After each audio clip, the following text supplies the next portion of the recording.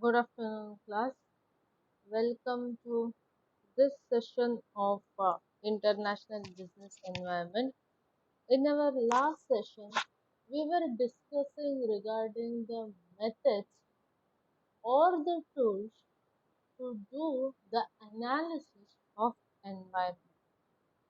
And one among those tools that had yet to be discussed was Michael Porter's five force model. Now, speaking about Michael Porter's five force model, now, according to this particular theory, now the state of completion or competition in an industry usually depends upon five basic competitive forces. Now, an assessment of all these five forces is important and also necessary for any business organization or a firm to appropriately position itself in the market. And the first one among that is rivalry among the existing partners. Now, to speaking about this, firms in an industry, without any doubt, are mutually dependent on any other organization or, for that matter, their competitors themselves. Now, competitive moves of one firm will have a bearing on the other firm. Now, the intensity of a rivalry may, because of different factors. Now, some of those factors can be, first one is number of competitors. Now, regarding this, there is no doubt that the rivalry would be higher in an industry with many current and potential competitors. The next factor is market size and growth prospects. Now, that is to tell higher level of competition or a rivalry exists in stagnating market or market which is fixed. Fixed in terms of might be the ease of doing business, the opportunities that is there, the growth potentiality that market represents. The more favorable the market conditions are, and the more market size and growth prospects are, definitely higher would be the rivalry among the competitors. The next factor regarding this uh, rivalry among existing competitors is customer loyalty. Now, the higher customer loyalty usually results in less competition. That happens because no matter what products my competitor or a rivalry is going to come up with, my consumer or my customer is going to remain loyal to only those products which my company would be producing and releasing in the market. Next one is availability of substitutes. Now, availability of substitutes increases rivalry among existing firms. This happens because of the more options that the consumers are going to get in the market. And availability of substitute also puts hold for monopoly also. The next factor that influence a rivalry among competitors is exit barriers. Now, the less the exit barriers, the more will be the rivalry. And the last factor is cost structure. That is to tell, when fixed costs are high in percentage, profit depends upon the sales volume. Now, regarding cost structure, when the fixed costs are high in percentage, profit depends upon the sales volume, and this in turn forces rivalry for greater market share. The second factor is threat of new entrants. Now, the threat of new entrants, especially in a growing industry, would be very high. The potential competition tends to be higher in such industry where there is high growth rate, and this happens because of its profitability. Now, barriers to entry in such cases would usually be low. Now, higher are the entry barriers, lesser would be the threat of new entrants. Now, the threat of new entrants can be, first one is investment cost. Now, whenever the investment cost is high, it will definitely hold on to the new entries in the industry. The next factor could be capital requirements. That is, high capital requirements also deter new entries in the industry. Now, the third factor could be existing economies of scale. Now, the economy of scale will make it difficult for the new firms to break into the market and offer products at those costs which already the firms which are established in the industry are providing in the market.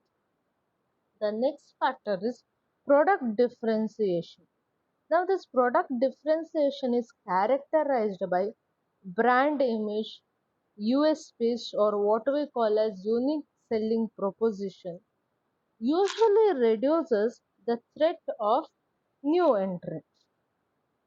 The one more factor is monopoly. Of proprietary products or technology monopolization or control over supplies and such other factors that are being enjoyed by a firm usually limits the new entry.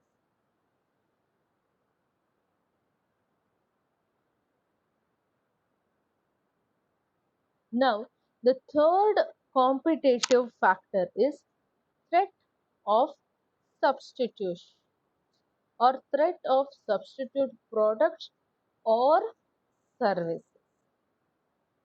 Now, speaking about this, a substitute, to tell in simple words, is a product that can be used in place of existing one. That is to tell, if at all until now you were accustomed to drink tea, now you might change for drinking coffee or other possible way of consuming a liquid food. Now, while substitutes offer a definite threat, the extent of it depends usually on the extent to which the price and performance of the substitute can match the industry's product. Now, it also depends on the willingness of customers to which their loyalty and switching costs are. Now, lesser price, a better performance, lack of customers' trust, and low switching costs individually and collectively results in higher threat of substitution. Now, one more competitive factor of Michael Porter's five force model is bargaining power of supplier. Now, bargaining power, to tell in very simple words, is the power the supplier will be having over the company. Now, speaking about this, such powers of the suppliers usually would be high when there are only a limited number of large suppliers, or when the resources supplied by them belongs to those resources which are scarce in nature. And also for the buyers, the switching cost would be higher, and they will also have more bargaining power when their customers are loyal, or also when the supplier's supplier can integrate vertically, and also when it comes to customer, if at all the customer group belong to small and unimportant part, then even during those times the bargain power of supplier would be high. And also most of the time they would have more power when there are few or there are no any available substitutes of the product. Now, speaking about the last competitive factor, it is bargaining power of buyers. Now, powerful customers are able to exert pressure which might force the organization or the firm to drive down prices or increase the required quality for the same price, and therefore reduce profit in an industry. Now, one such great example can be taken in United Kingdom. Now, speaking about United Kingdom, in that country, the dominant grocery supermarkets, which exert great power over the supplier firms. Now, the bargaining powers of the customers would be high in cases such as when the customers are small in number, when the size of the order is very large, and also when several alternative suppliers are available, when the customers are integrated backwards, when the customers are well informed, and also when the switching cost is very low. Now, having discussed almost from every point of view why environmental analysis is necessary for doing business, might be in terms of nation, might be in foreign country, or when it comes for global environment, we should also discuss the role of environmental analysis in making decisions.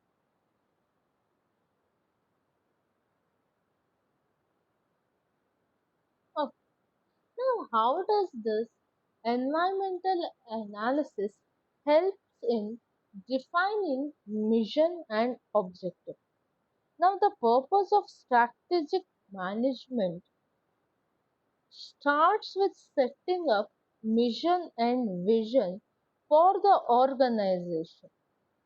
Now, speaking about mission, mission is the basic fundamental purpose for which organization is being set up, and it explains the purpose and the scope of business activity, and it would be explaining the purpose and scope in terms of products, in terms of markets.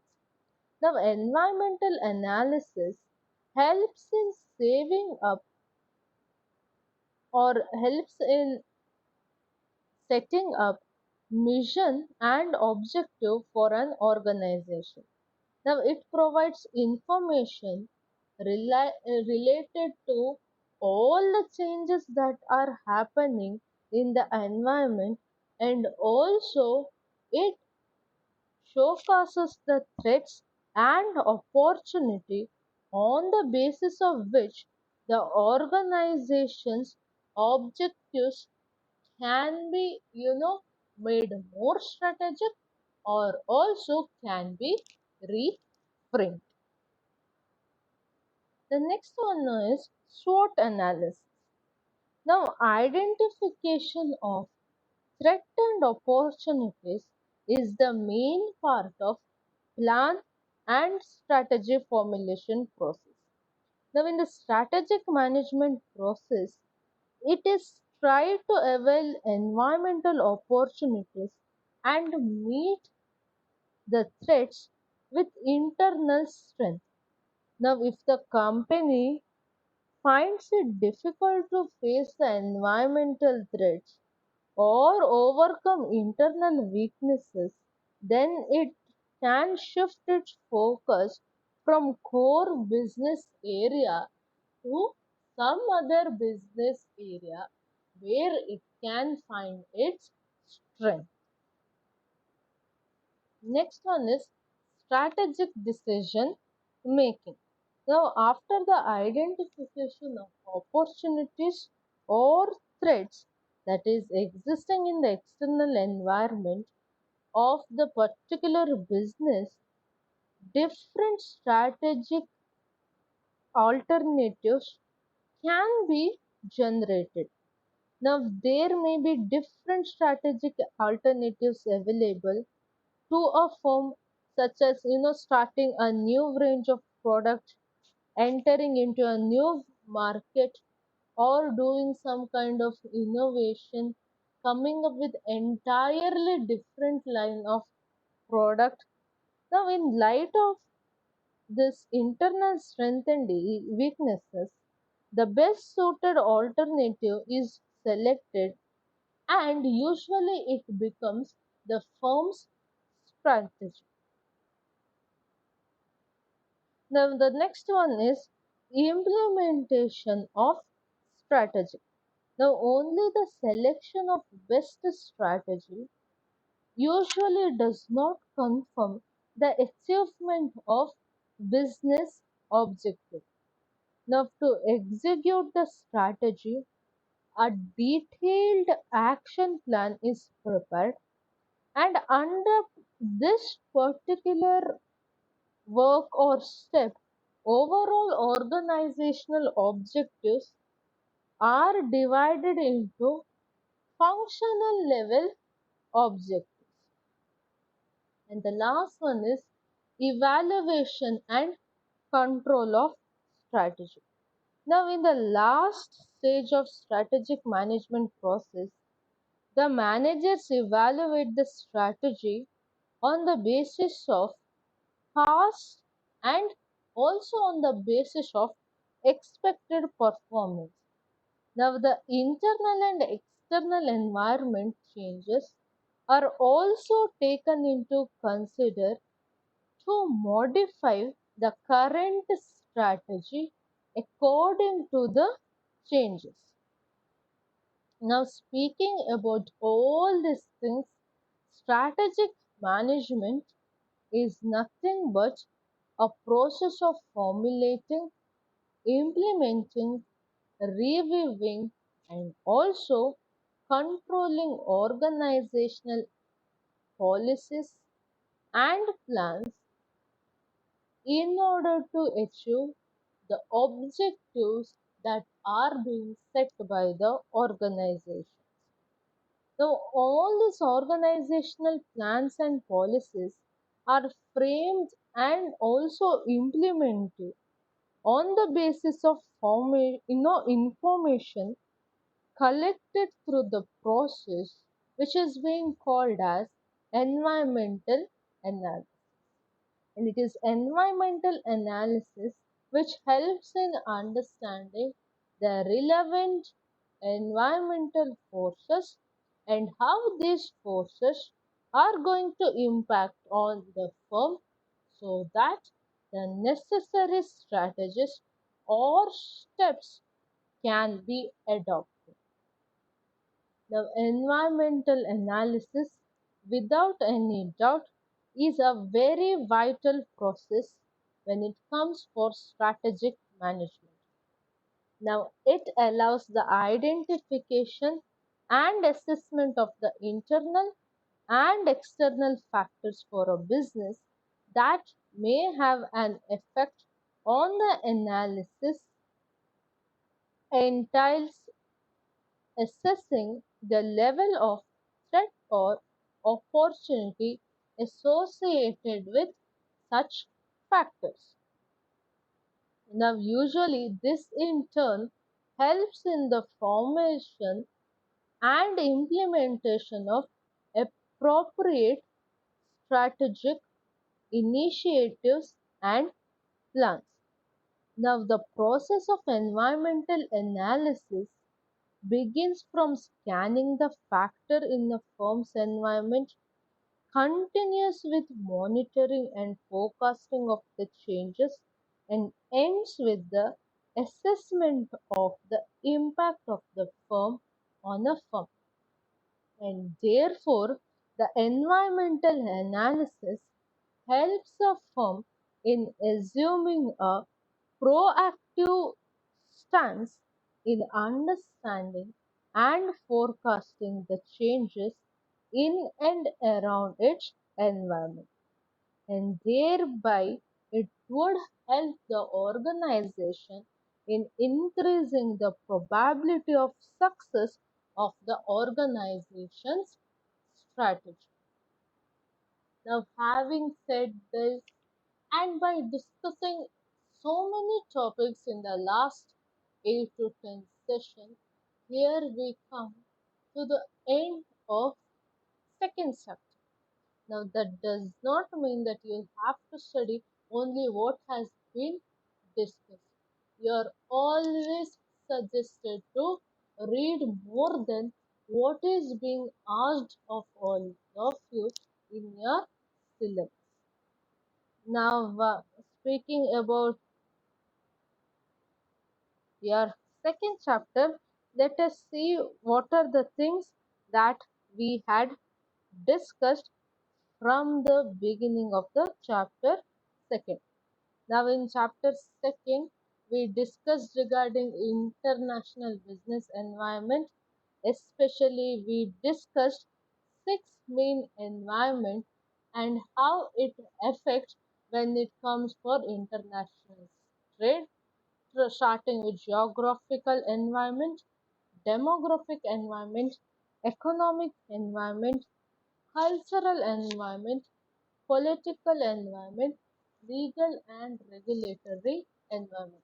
And each of that we have discussed some of the factors, some of the elements which we have not dealt in earlier sessions. And once after that, we had discussed each of the elements in detail.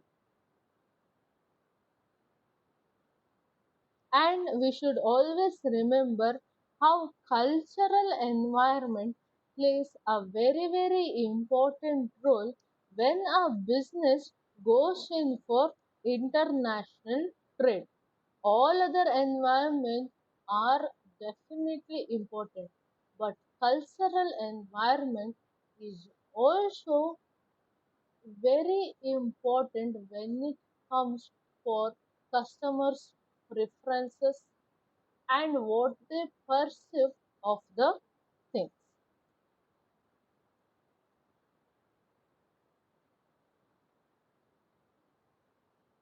And after that, we discussed regarding environmental analysis.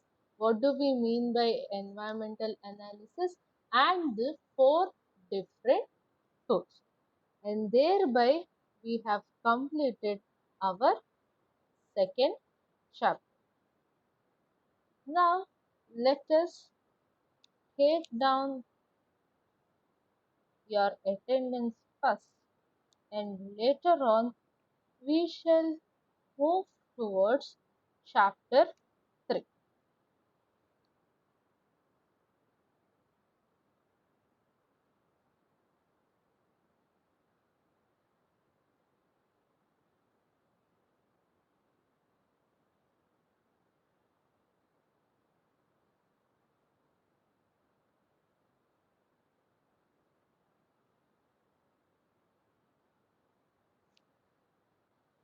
Now, the third chapter that we have in our international business environment is global trading environment. Now, we have studied our business environment. We later on started to speak regarding foreign business environment or international business environment. Then again, we are having global environment. Now, what is this global environment? Or whether all this we are same, or is there any kind of difference? Now, speaking regarding this, now business environment definitely presents each of the country, or for that matter, for every business organization, be it a product oriented, be it a service oriented, be it an organization which is present for a century or more, or even if it has started its business a week ago. Now, when we are dealing in only one particular country, we can say that the political environment, legal environment is not going to make much of a difference. But provided the country is very diverse and it has a huge land area, maybe the cultural environment changes, maybe the climatic environment changes, and the economic reforms may or may not be same because there are differentiation in terms of state policies when it comes for a single country's environment. And definitely in any type of environment, the cultural environment and the demographic environment will be very important because it is all regarding the customer or our consumer, their taste and preferences, and what they expect of business. Now, speaking about a foreign market, now, if at all one particular organization is having trade relationship with only one country, definitely it should understand the business environment of that particular country in which it is going to start business. Maybe telling this particular sentence was accurate, was moderately accurate up until 2 decades ago. But now, with fast developing technology and communication and the ease of transportation, now each country is intertwined with one another. Each economy is dependent on other. Now sitting in one part of the world, consumer can order products or buy products, or can also enjoy the services from any part of the world. That's why understanding the environment of every country becomes important in which the organization is going to do business. Now, speaking about this global environment, it means some of the reforms that are being taken worldwide so that there is ease in way of doing business, especially things like globalization, privatization, liberalization. How does this affect the business when it comes to entire global scenario? Or for that matter, the protectionism, whether it is good for a business organization, whether it is necessary, or what are the demerits of protectionism, and also how does trade barriers like tariff methods or non-tariff methods is going to affect business, and how does some of the important organizations or institutions like World Trade Organization or World Bank, how do they affect the business is nothing but what we speak of global environment. Now, speaking about this world trade,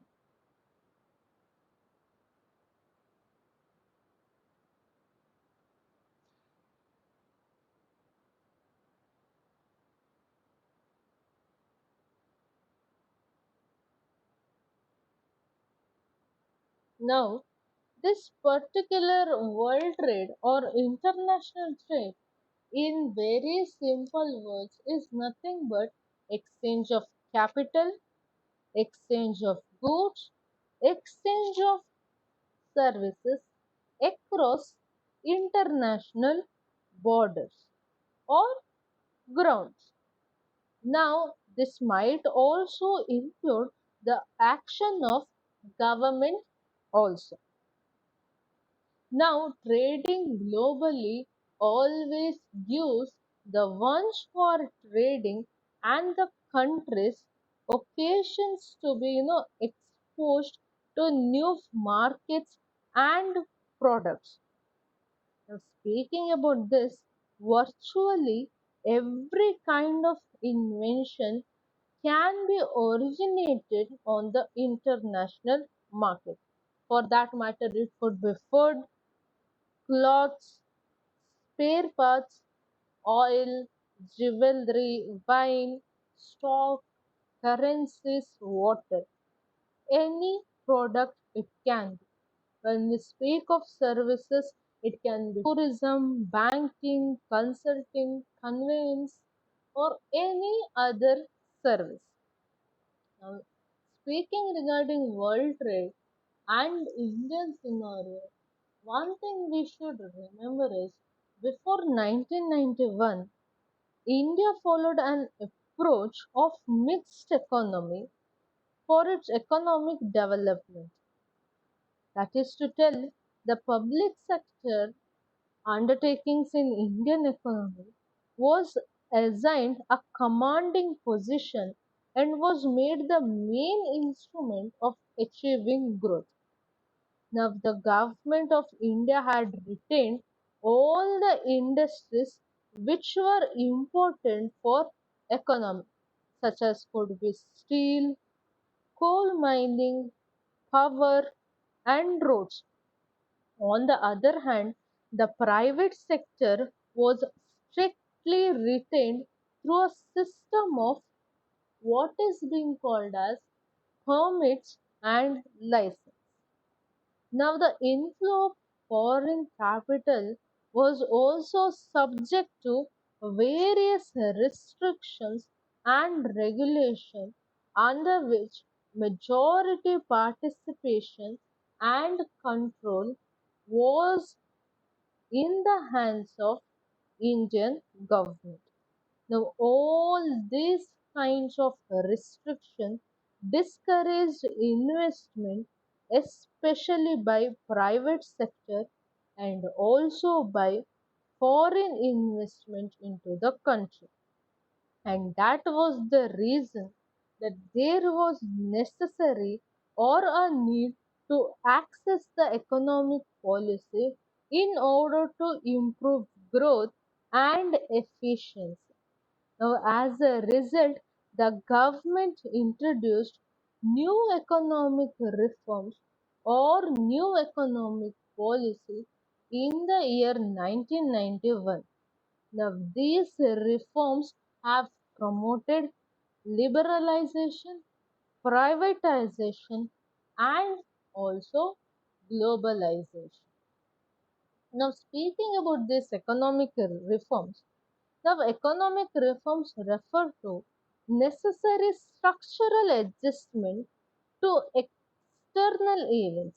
Now, these includes policy measures, maybe such as reducing the spending to the level which is equal to the income of the country, or reducing the import restriction, now eliminating export restriction or market based structural change so that the economy becomes more efficient and also flexible. Now, speaking about economic reforms, again it is liberalization, privatization, and globalization are the main features of new economic policy.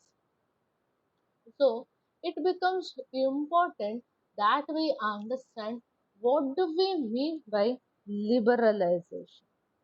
Now, liberalization is usually a policy, economic policy without any doubt taken by the government, and the main objective or the aim is to ensure that greater freedom from all unnecessary controls and restriction imposed by government. Now, speaking of this restriction, it can be in the form of permits, quantitative restrictions, quotas, license, tariffs, or similar reforms which would control the ease of doing business unnecessary. Now, it involves a reduction in government regulation and also state intervention and increase in the role of market force. Now, in a liberalized economy, all the major decisions are taken on the basis of market force of demand and supply. Now, there are many ways in which liberalization can take place. Usually, it can take place in the form of abolition of restriction on the movements of goods and services.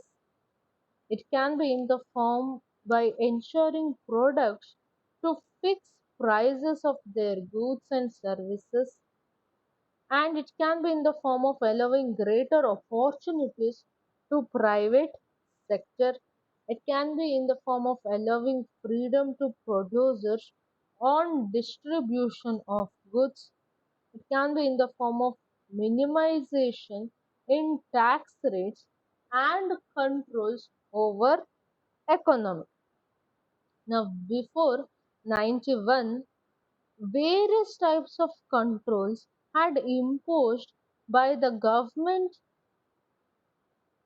on Indian economy. like the system of industrial licensing, price control on goods, control on foreign exchange, import license, control on investment by big business houses. Now, these controls had damped or reduced the willingness of the entrepreneurs to set up new industry. Now, these restrictions had given rise to several shortcomings such as corruption, inefficiency, and also undue delay. And therefore, the economic reforms had necessarily to reduce restriction on controls imposed on the economy.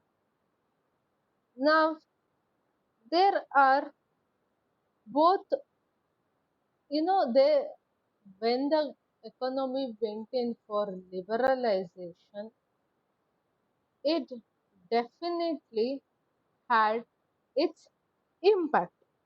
Now, the impact was both positive and also negative. Now, speaking of positive impact, the first one is it promotes efficiency. Now, liberalization or the way of doing business easily helps in promoting the levels of industrial efficiency by obviously by removing unnecessary restrictions such as licensing, controls, and regulation. And also, the economic agents have the freedom to take their own decision on marketing forces of demand and supply. The next one is increases industrial activity.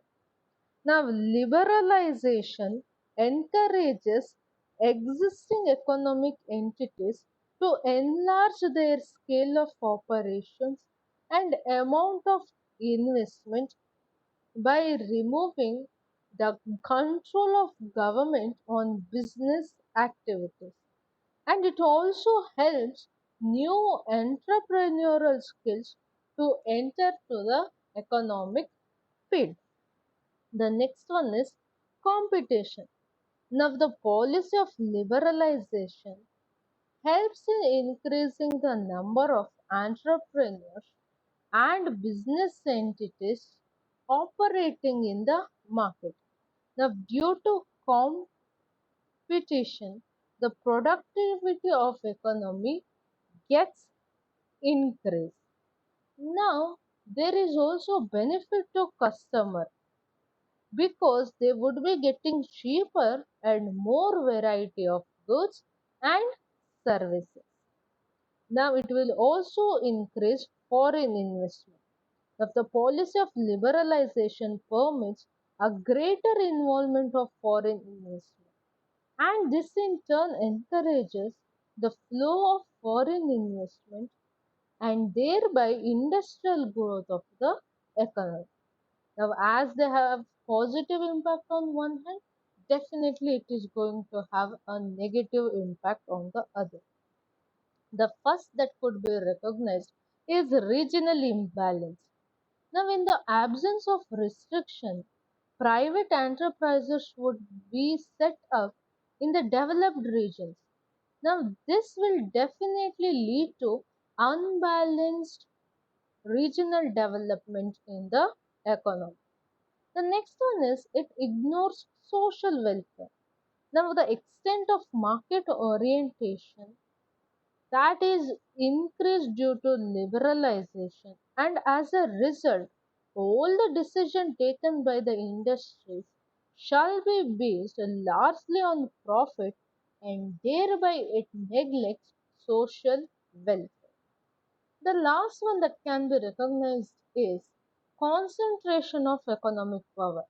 Now, due to liberalization, all the limits on expansion of the business comes to an end. Thus, there is a possibility of concentration of economic power and wealth. Now, small producers can suffer due to endless growth of large scale business firms. Now, we have discussed regarding world trade, economic reforms, and economic reforms liberalization. In our next class, we shall discuss regarding the next few topics, that is privatization, liberalization, privatization, globalization, and protection.